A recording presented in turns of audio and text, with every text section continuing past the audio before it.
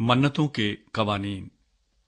और मूसा ने बनी इसराइल के कबीलों के सरदारों से कहा कि जिस बात का खुदावंद ने हुक्म दिया है वो ये है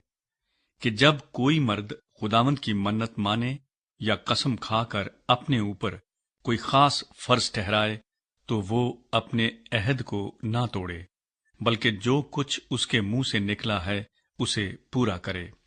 और अगर कोई औरत खुदावंद की मन्नत माने और अपनी नौजवानी के दिनों में अपने बाप के घर होते हुए अपने ऊपर कोई फर्ज ठहराए और उसका बाप उसकी मन्नत और उसके फर्ज का हाल जो उसने अपने ऊपर ठहराया है सुनकर चुप हो रहे, तो वो सब मन्नतें और सब फर्ज जो उस औरत ने अपने ऊपर ठहराए हैं कायम रहेंगे।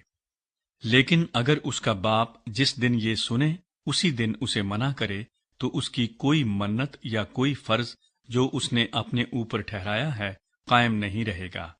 और खुदावन उस औरत को माजूर रखेगा क्योंकि उसके बाप ने उसे इजाजत नहीं दी।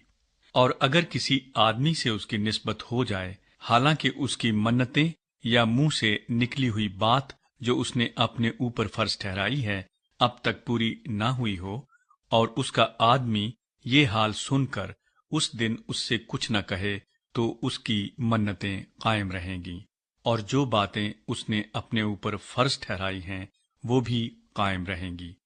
लेकिन अगर उसका आदमी जिस दिन ये सब सुने उसी दिन उसे मना करे, तो उसने गोया उस औरत की मन्नत को और उसके मुंह की निकली हुई बात को जो उसने अपने ऊपर फर्ज ठहराई थी तोड़ दिया, और खुदावंद उस औरत को माजूर रखेगा। पर बेवा और मुतल्लका की मन्नतें और फर्ज ठहराई हुई बातें कायम रहेंगी।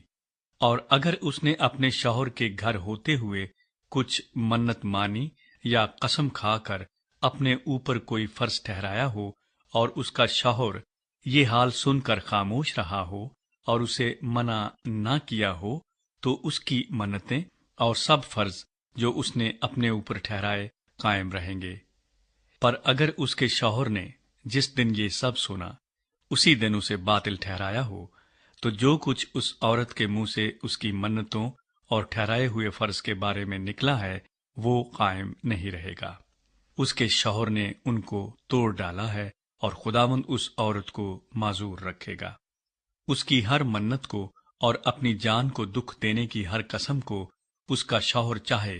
तो कायम रखे या अगर चाहे तो बातिल ठहराए। पर अगर उसका शौहर रोज बरोज खामोश ही रहे, तो वो गोया उसकी सब मन्नतों और ठहराए हुए फर्जों को कायम कर देता है।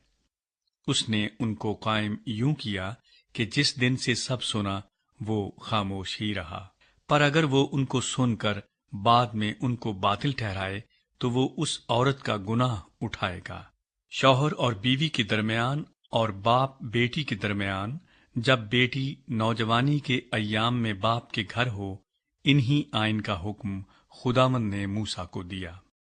मदियान के खिलाफ